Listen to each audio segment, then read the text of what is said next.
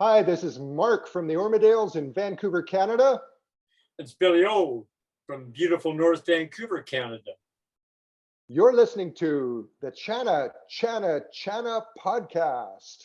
Don't miss it.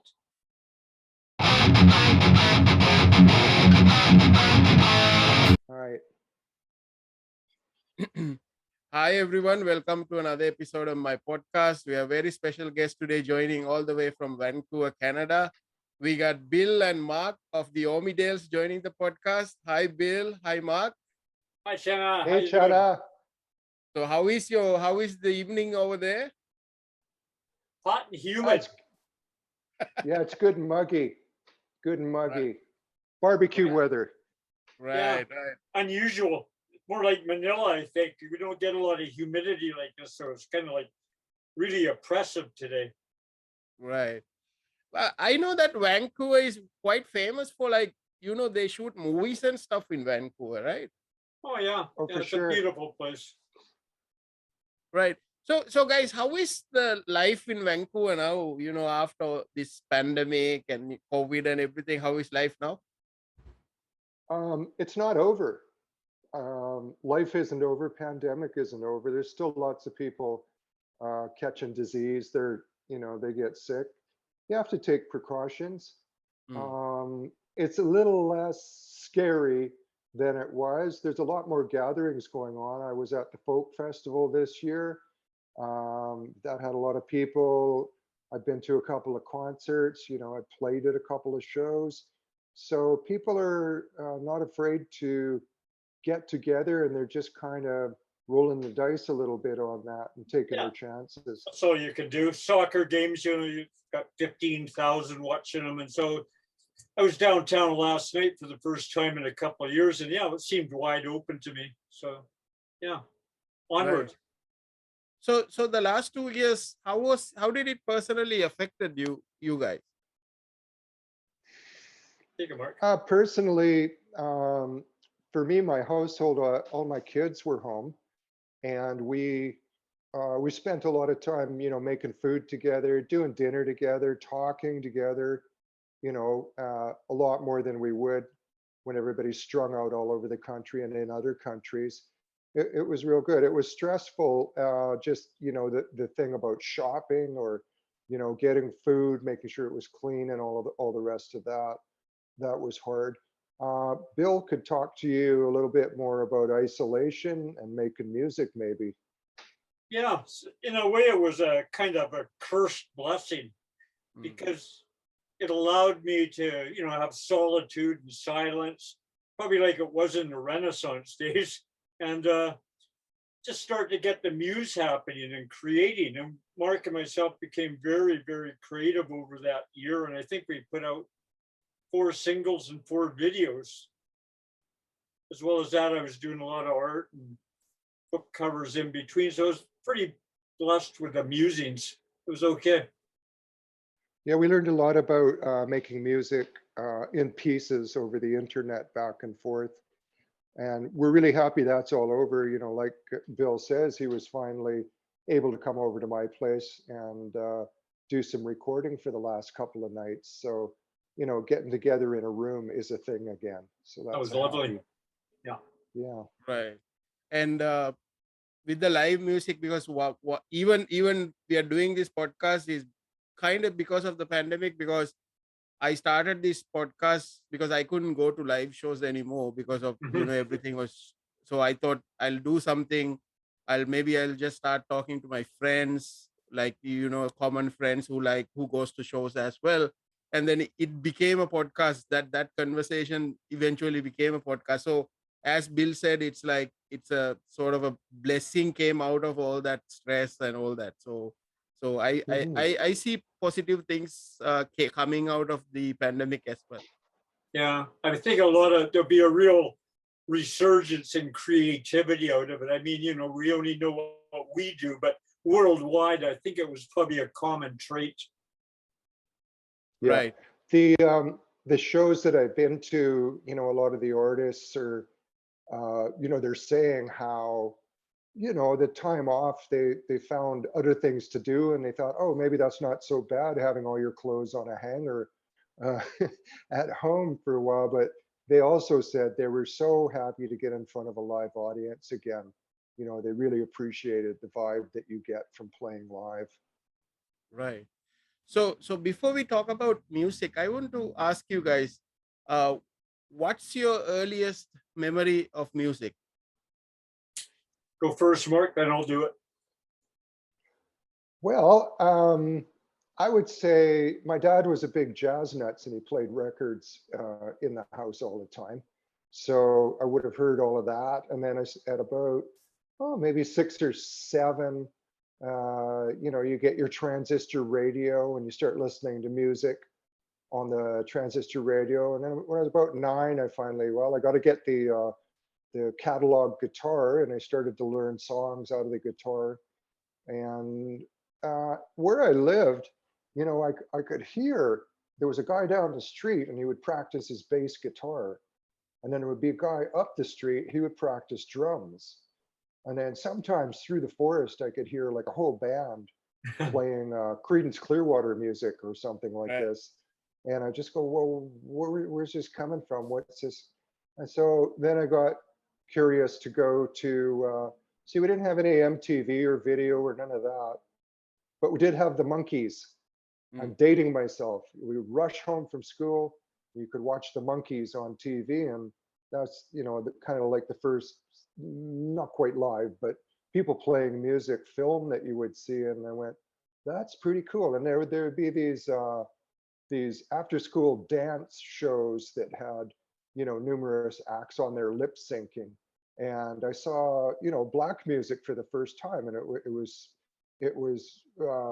you know, I had to take a step back. You know, it's like something else. It was just mind blowing, their approach, their the energy that, you know, something like James Brown and stuff like that, cranking it out. And I was like, holy cow, that's something else.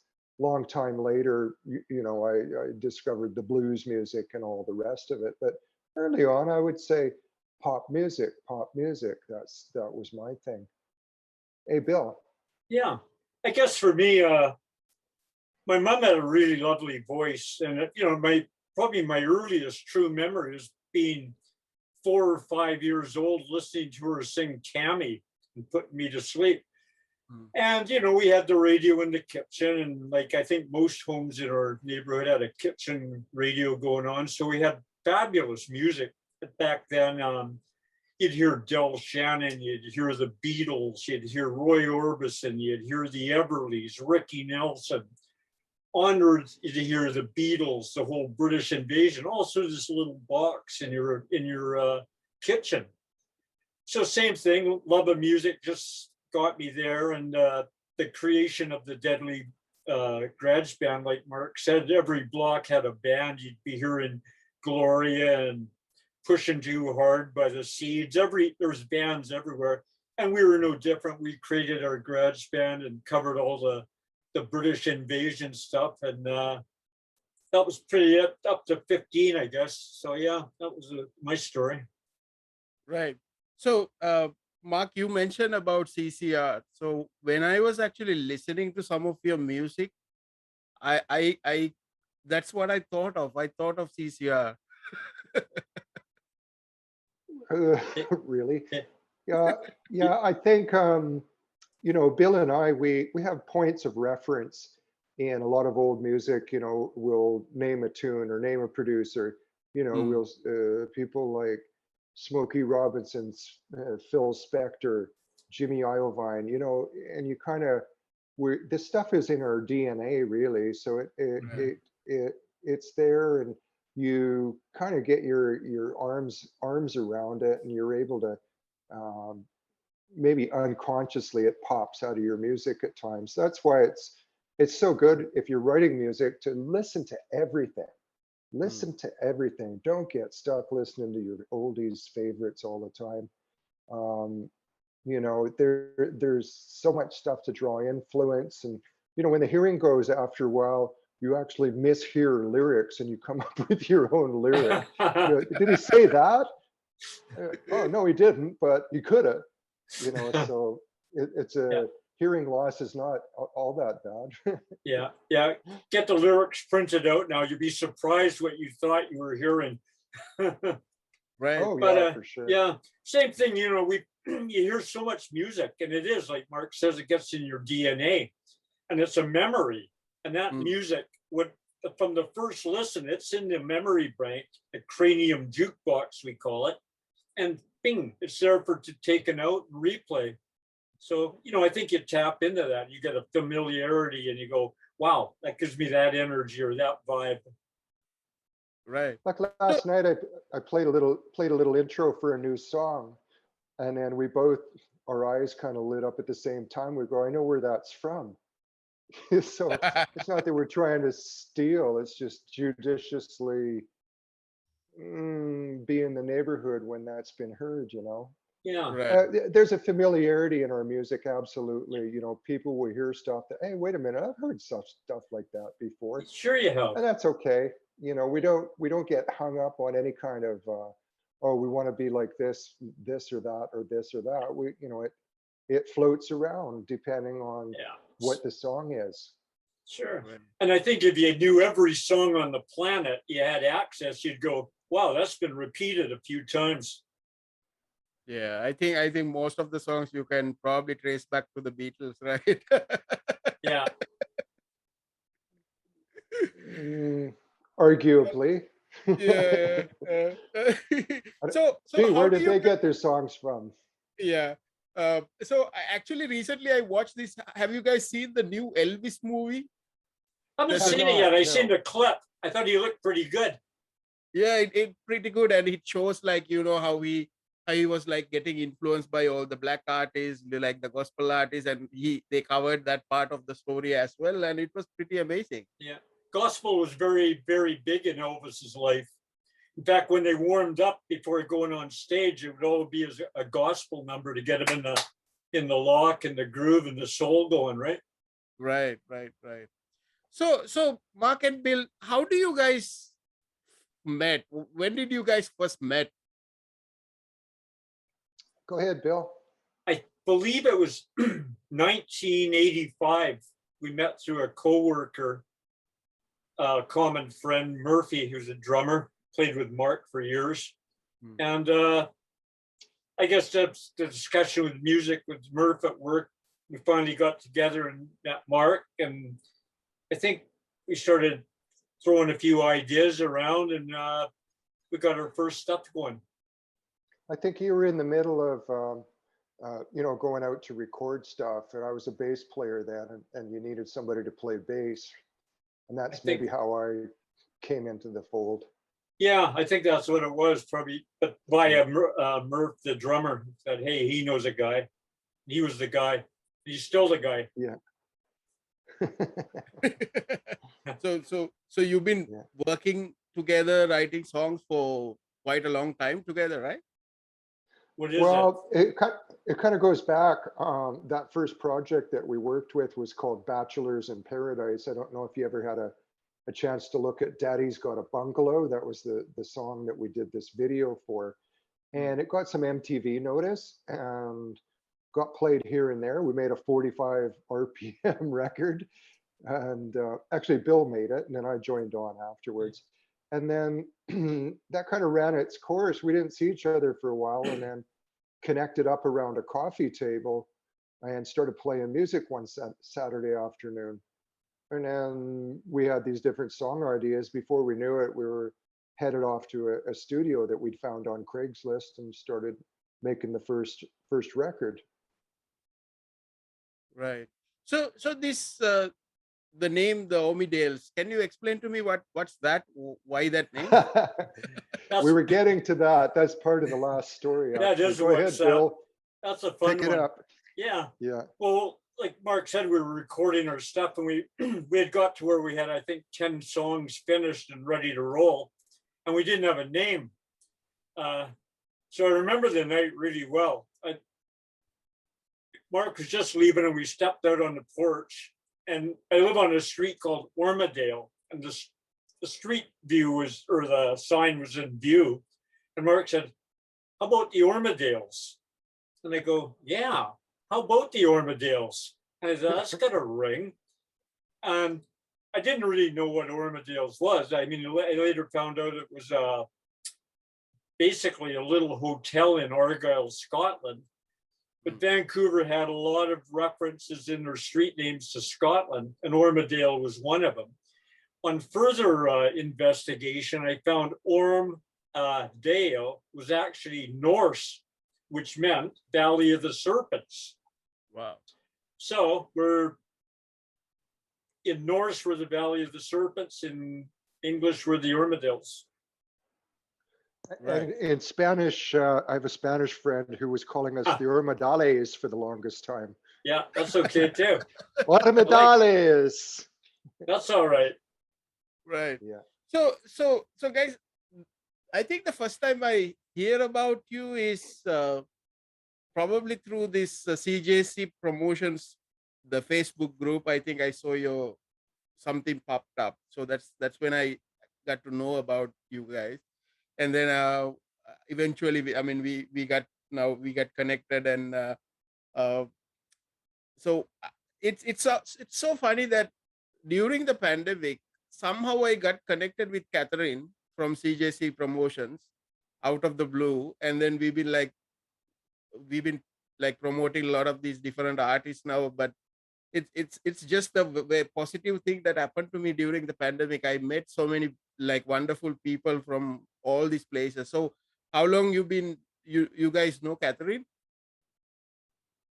About the same story. I think Bill connected up with her right around the time of pandemic. What was the song we were releasing, Bill? Yeah, I think that was Strangers After All. And that's right. Yeah, and we weren't sure what to do with it. And I looked up music promoters, blah, blah. And a lady on the East Coast popped up. Her name slips my mind now, but I gave her a shout. And she said, hey, I'm booked solid with acts right now, but there's a lovely gal in Scotland by the name of Catherine Campbell. Give her a shout. Sent her the song. The next morning, woke up to a lovely email saying she was blown away with the song, thought it was one of her faves. Gave her a shout back and started yakking, and yeah, we became a unit. She's wonderful. Right. You guys actually have a song called Waiting for Catherine to Call, right? We do. And that was written probably 10 years before we met Catherine, which had a strange irony to it. Right. Yeah.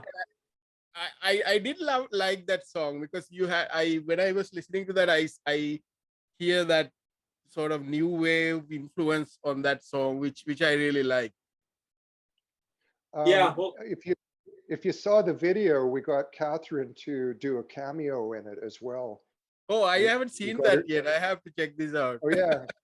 Yeah, we got all our stuff and videos up on YouTube. Most, not all of them, but many of them. The thing that's really unique about Waiting for Catherine to Call, of course, is the tonal throat singing that's done in it by Kiva Simova. Bill, what was the band she was in before? A great Canadian band, the Crash Test Dummies. I don't know if you've heard them, but yes. You know, they're legendary in Canada. And she was a backup singer for them. And every show, well, not every show, but I think on the last album tour, they would feature her tonal singing for 5 or 10 minutes during every show. So she was seen all over the world, in London and New York, and like they did a world tour. So fabulous vocals. And when we got around to recording, she was the right fit. Yeah, we just kind of Paul, who was running the session with us, he said, okay, just get out of the way and let her do her singing. And we did. And she just put like some amazing stuff on that track. Talking to her later, she'd been in Mongolia, I think, doing throat singing competitions out there. Wow. Yeah, really interesting lady. I think she was in Europe for many years. And maybe she's back in Winnipeg these days. Yeah, 6 years in Bulgaria and Czechoslovakia, singing with like women's a cappella choirs in churches. Just goosebump stuff all the way. And another funny thing about it was She goes by the name Kiva. Mm. But when she came down to the studio and she says, "Oh, by the way, my real name's Catherine." All right. Yeah, and her name's Kathy. She went by the name Kathy Brown, but her birth name was Catherine. So I go, wow, that was a little weird connection, eh? Right, right. So the song Strangers After All, I also like that one. I also see the video as well. Can you tell me a little bit about that song? Take it, Mark. I can't tell you everything about that song.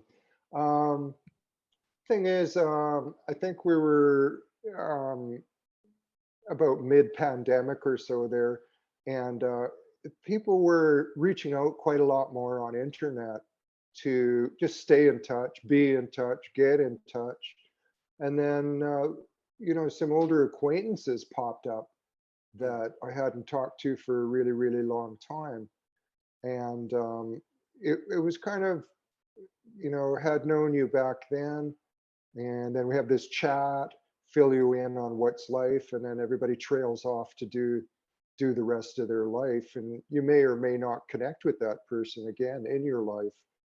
Mm. So, and then we kind of fashioned the video around sort of like a college or a school relationship in a way. That's such a transient thing too. The school thing, you'll know somebody for 5 years, and then I've been trying to get some people together for a reunion, and we keep coming across people that just disappeared right after high school finished, and we can't get a hold of them, and so it's like that. I think we're strangers after all, right? Right. I mean, there can be the case like you spend so much time with somebody, but after some time that person can be like a stranger, right? Like you never interact with that person for some time. And Yeah. also there are cases like friends where you talk to him like 10 years ago, but when you suddenly meet, it's like time has never passed. Like Yeah. it's like there are such cases as well, right? Yeah, Yeah, it's lovely. yeah. There's that polar experience like that. Right. So yeah, that's a bit about what we like to write about, is sort of social phenomenon like that, or stuff going on out in the world that's interesting to us. One of the songs that I really appreciated from you guys is you did some sort of a tribute to this like 1930s movie, like Angels with Dirty Faces. Like uh, Mhm. recently, I've been quite fascinated about these movies in the 30s, like all the dialogues and how they act. Like I've seen like recently watched this Shirley Temple like old movies, and it's a fascinating time. And I mean, why did you guys decided to do this song for that movie, like tribute to that? Well, actually, somebody else decided that we had the song, Mm, and I think we had it posted just on YouTube as a record release one with the straight image.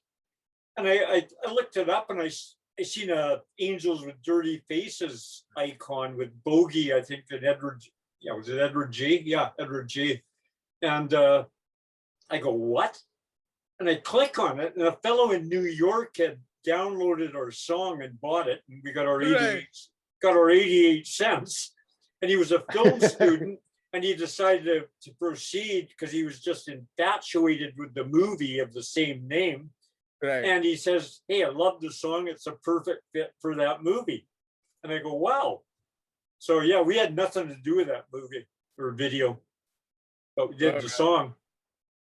Which isn't to say we don't love film noir. I mean, Bill's steeped in that stuff, and I don't know if you've seen what is it? Didn't even get your name. Right. There's an old video that Bill made, and it's so much like that genre.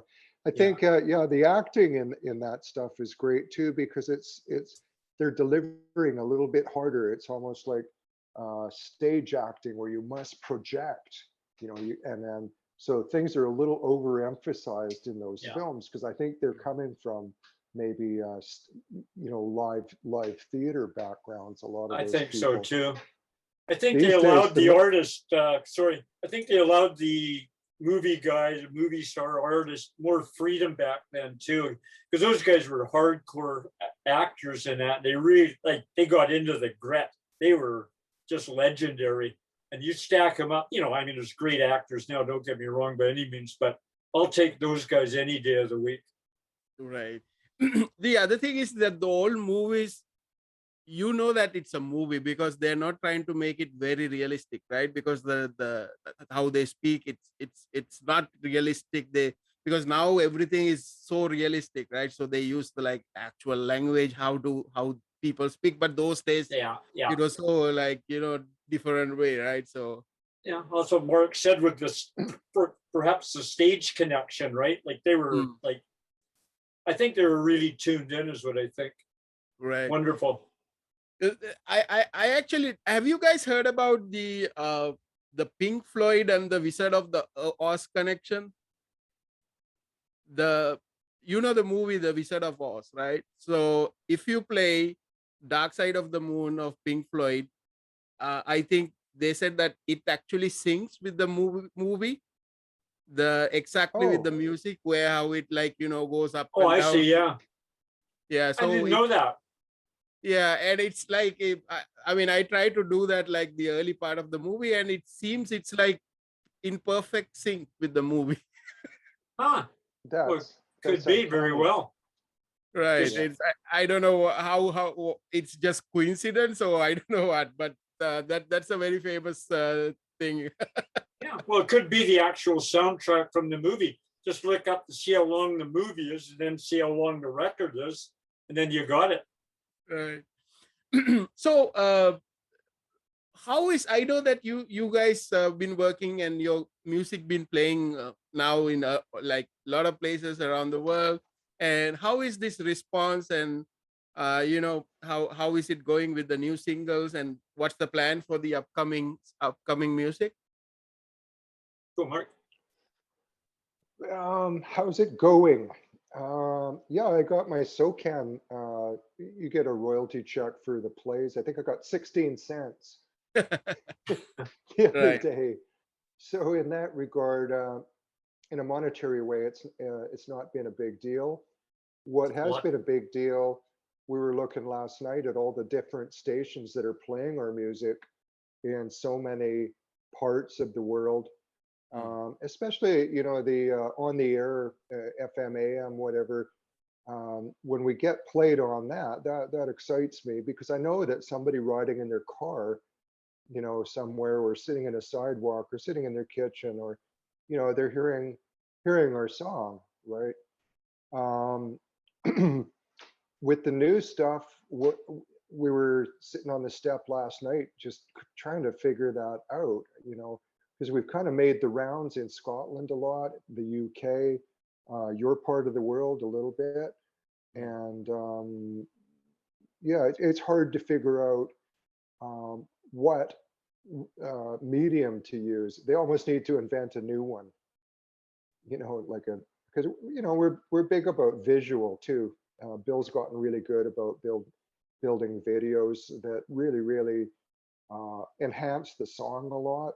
And I think a lot of people, they are visually motivated. They want to see something. Yeah. So Plus, I know that making a video, you throw it up on YouTube and it's there forever, right? Opposed to maybe one play, driving your car and it's gone out the window, and then the Beach Boys are on, right? Or whoever, it's here today, gone yeah, tomorrow, but the music or the video is there forever. So I think that's really vital now. yeah, And we Right. love doing visual stuff. yeah. There's a What about couple of interesting, oh, sorry, I was just going to say a couple interesting stations, a couple that are on boats, ships, Bill, if I'm not mistaken. Yeah, they're pirate ships. Like the form Radio Yeah. Caroline was the original back in the day in the 60s, I guess. I don't know if it went prior to that or not. But yeah, this is Radio Seagull, I believe. Yeah, Radio Seagull, and they operate out of a boat in Holland, which is really cool, I thought. and there's one in the North Seas. So that's nice to see those lads out there. Yeah, it's kind of in the spirit of indie music, you know, that they're not connected to the big guys, you know, the big networks that are pay for play kind of propositions, right? Yeah. The big guys won't answer our emails. I mean, you can't even get through to the big guys, right? Which doesn't really matter anymore because I like the little guys. But we make music for the little people. We make music for the little people. But it's terrible because it's so controlled. You know, I mean, you're going to hear the same stuff from the east coast of Canada to where we are on the far west coast, put on the radio, and it's the one that Suits in Toronto picked. Yeah, let us know when we get to the shout outs. I've got a couple. Right. So what about now you guys are able to perform live? What about live performances? What are you looking forward to performing live? Not really, because we're old guys now. You know, I don't know. I really love this part of it. Although, if the call came where it was going to be really, you know, to our advantage, certainly. But right now, I'm happy recording and creating the muse and making the magic, just getting it out on various platforms. Yeah, I've done the road. I've done, you know, bands that have hit it pretty hard with the live thing, and you know, it takes its toll. It's fun. It's like the most fun you can have with your pants on, and but you know, there's other things to do as well. You know, I have other projects. If I want to go play live, I will, and like that. But Bill and I think we found our magic spot, you know, with making recorded music and video. Sure. And you know, nothing's stopping us from sitting down in front of the piano and the guitar and maybe doing a couple on the internet. That's something we thought about. So that'd be fun. And that's playing live, right? Right. Yeah. It's a different you know, world. the thing is, if you're a band or stuff like that, you know, you got to load a bunch of equipment into a truck. You got to pump that show, make sure everybody comes to the show. So you make enough money to pay off the venue, maybe buy a new set of guitar strings out of the deal. And then, you know, it's a lot, but with what we're doing with you today is we're going to reach way more people with this than we would driving across Canada. Yeah, and that's what I was saying to Mark. I said, you know, it's great. You get out on the road and you get the energy and the vibes from playing live, and wonderful. And everybody gives you a round and they pick up your CD and they go home, and what do? They look you up on YouTube. Right. Anyway. So, yeah, but anyway, you guys, in a way, you guys are on the road, the like internet, you know, the what do you call that, the highway, right? Well, for sure. Bill, name check some of the places we've been played. We've been played in Mumbai. We've been played in Hong Kong. We've been played in Costa Rica, Venezuela, Bogota, Mexico City, all over Europe. Tough nut to crack is Eastern Europe. Nothing much in Eastern Europe going on. Scandinavia, a few stations, but yeah, pretty well the whole world. Right. Amazing. So Mark, Bill, what's your message to the viewers of this, you know, this video, and then who's going to listen to this podcast later? Whoa, that's heavy. Go ahead, Bill. You be the prophet. Our vision? I'm sorry, I kind of lost you halfway. What's your message to the viewers of this video? Oh. Well, just keep your eyes open for Ormidales and see what our next muse is. And you'll be able to look at it and hear it. And I hope you enjoy it. Right. And I hope you had fun. Yeah, for sure. I would just say thank you very much for having to listen to our music. There's lots of it out there. It's interesting. Listen to the words. we work really hard on those lyrics, and listen with both ears and with your heart out there. You Yeah. know, there's a lot going on in the world. Music is one of the good things going on in the world. Right. The great deliverer. And yeah, there's a story in every song. So story time. Right. Anybody you want to shout out to? I'll go Oh, first for on me, that. You go and Mark. Big one yeah, to you go ahead, Catherine Bill. Campbell. Huge Ah. one to Catherine. She's Yeah. very big. Also to Mark Platt in Los Angeles, who's been a grand promoter for us. And huge thanks to you, Channa. This is amazing. Yeah, for me, I'll give big thanks to all the independent broadcasters, community stations, internet broadcasters, everybody who has enough interest in music and the love of music to be involved with it. I mean, we do it. We couldn't really find a good reason to do it until we found you people that will broadcast the music out to people. So thank you. Hats off to you folks. Right. Yeah, it's been amazing connecting with the DJs and the presenters and the interviewers like you, because it wouldn't happen before. We were around long enough where I remember we'd send out stuff and then you'd receive it back and it goes, not accept any unsolicited material. And you wouldn't have a hope in heck of ever getting played, right? Nowhere. They wouldn't even listen to you. Now you get really dandy response, right? It's immediate. So it's Right. huge change. So thank you all. Right. So, Yeah, for sure. so guys, if somebody is interested of, checking your music out and connecting with you, just tell them how they can connect with you and listen to your music. Well, we're on the Geezer Network Facebook. You know, send us a message on Facebook. Bill likes to monitor Twitter a little bit. Yeah, we're on there and If you want, Instagram. all the music that we made is on Spotify currently. Bandcamp is where you can give us a little bit of love, and if you want to pay for something, we'd be much obliged. Go ahead, download that Very music. much. Yeah, And of course, our Bandcamp is, YouTube channel. We got all our videos up on yeah, YouTube. Just look up Ormidales, subscribe. You'll see what's next down the line, and there's always something down the line. the Bandcamp page is a good place because every time we do a new single or have an album out, we'll put in the YouTube video link in there too, so you can get it all in one place right at Bandcamp. Right. So Ormidales. the what's the Bandcamp link? The Ormidales.